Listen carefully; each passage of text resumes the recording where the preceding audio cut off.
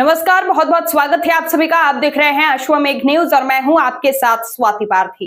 तो चलिए रुख कर लेते हैं खबर की ओर।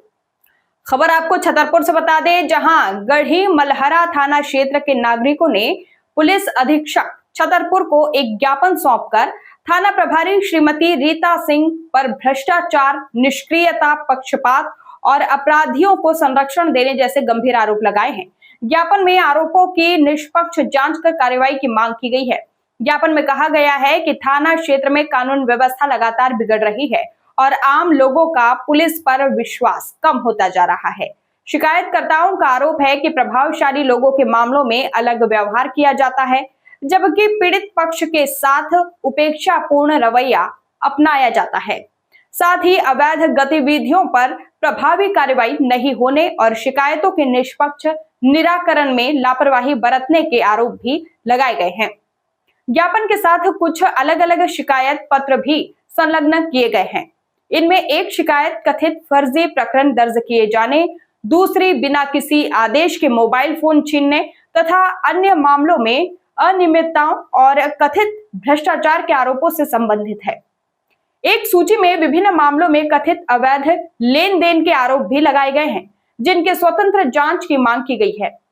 शिकायतकर्ताओं ने मांग की है कि थाना प्रभारी को जांच पूरी होने तक गढ़ी मलहरा थाने से हटाया जाए। पूरे मामले की जांच किसी वरिष्ठ अधिकारी या स्वतंत्र एजेंसी से कराई जाए तथा यदि आरोप सही पाए जाएं तो संबंधित अधिकारियों के विरुद्ध नियमानुसार कठोर कार्रवाई की जाए।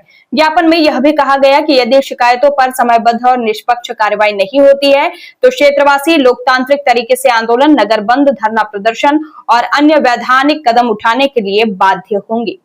इस ज्ञापन में लगाए गए आरोप शिकायतकर्ताओं के हैं। इन आरोपों की आधिकारिक पुष्टि या सत्यता स्वतंत्र जांच के बाद ही स्पष्ट होगी। पुलिस या संबंधित अधिकारियों का पक्ष प्राप्त होने पर उसे भी प्रमुखता से प्रकाशित किया जाना चाहिए। देखिए यह खास रिपोर्ट। क्षेत्रवासियों द्वारा किया जा रहा है।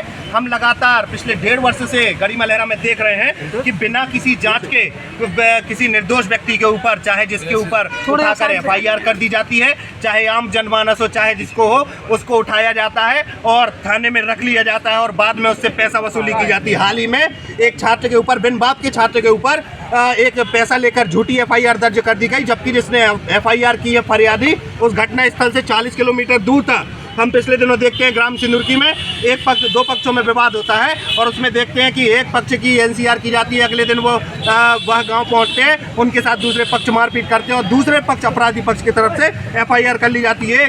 पिछले विगत सोमवार से एक 15 साल की बच्ची, नाबालिग बच्ची गायब है।